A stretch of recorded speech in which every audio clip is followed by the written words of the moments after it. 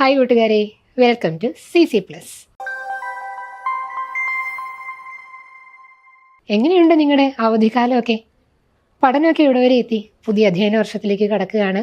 ചിലർക്കൊക്കെ പുതിയ പുസ്തകങ്ങളൊക്കെ കിട്ടിക്കാണും. ചിലരെന്ത് ചെയ്താണ്, പഴയ പുസ്തകങ്ങളൊക്കെ വാങ്ങിച്ച് വായിക്കുകയും പ്രാക്ടീസ് ചെയ്യുകയൊക്കെ ചെയ്യുന്നുണ്ടാവും അല്ലേ?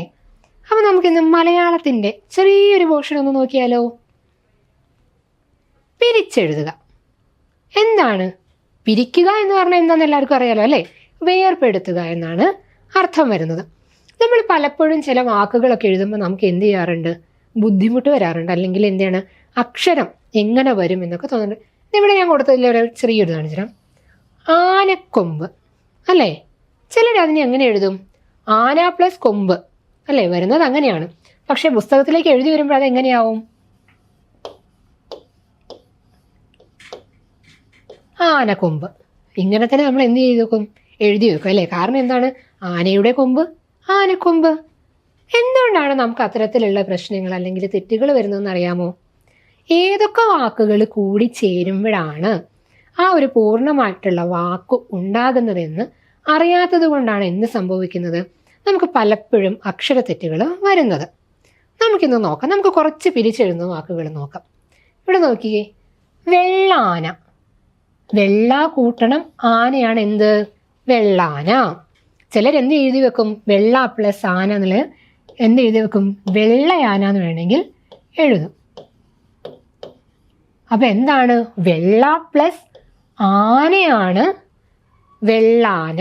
അപ്പൊ എന്ത് വരണം? വെള്ള പ്ലസ് ആന, വെള്ളാന. ഇതാണ് എന്ത് വരുന്നത്? അതിൻ്റെ കറക്റ്റായിട്ടുള്ള ഉത്തരം വരുന്നത്.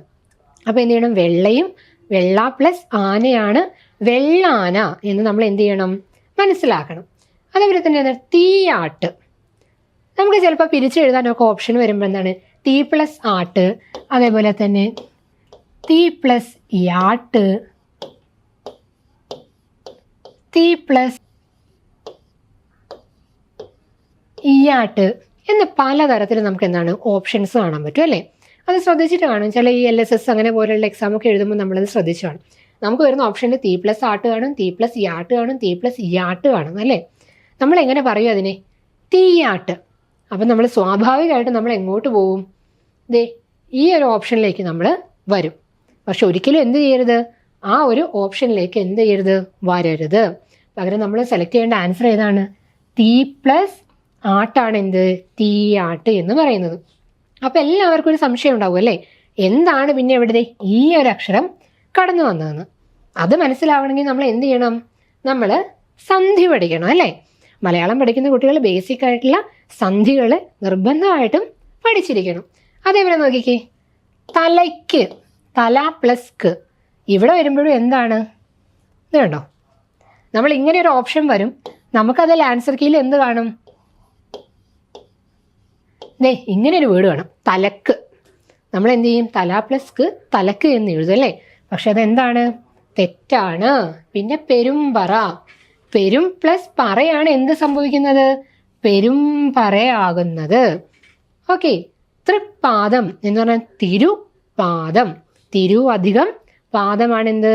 തൃപ്പാദം. ആനക്കൊമ്പ് നേരത്തെയും പറഞ്ഞു. ആന പ്ലസ് കൊമ്പ്, ആനക്കൊമ്പ്. പുളി പ്ലസ് കുരു, അതാണ് എന്താവുന്നത്? പുളിങ്കുരു. കണ്ടോ? അപ്പം ഇതേപോലെയുള്ള കാര്യങ്ങൾ നമ്മൾ മനസ്സിലാക്കണമെങ്കിൽ, അതായത് ഇത്തരങ്ങൾ വ്യത്യാസങ്ങൾ വരുന്നത് എന്തുകൊണ്ടാണ്, അതിന് കാരണമാവുന്നത് എന്തൊക്കെയാണെന്ന് മനസ്സിലാക്കണമെങ്കിൽ നമ്മൾ എന്ത് ചെയ്യണം? നമ്മൾ മലയാളം എന്ന് പറയുന്ന വിഷയം നമ്മൾ നന്നായിട്ട് പഠിക്കണം. അതിനൊരു അവസരമായിട്ടാണ് നമ്മുടെ CC+ന്റെ കളരി ബാച്ച് നിങ്ങൾക്ക് മുന്നിലേക്ക് എത്തുന്നത്. എന്താണ് ഫീച്ചർ? 1 മണിക്കൂർ ഒരു കുട്ടി. നമുക്ക് ഏതൊരു വിഷയവും അനായാസം പഠിച്ചെടുക്കാനുള്ള എല്ലാവിധ സൗകര്യങ്ങളും നമ്മളിവിടെ നിങ്ങൾക്കായിട്ട് ഒരുക്കിയിട്ടുണ്ട്. ഇതുപോലെയുള്ള കൂടുതൽ വീഡിയോകൾക്കായിട്ട് CC+ന്റെ യൂട്യൂബ് ചാനൽ എല്ലാവരും സബ്സ്ക്രൈബ് ചെയ്യുക.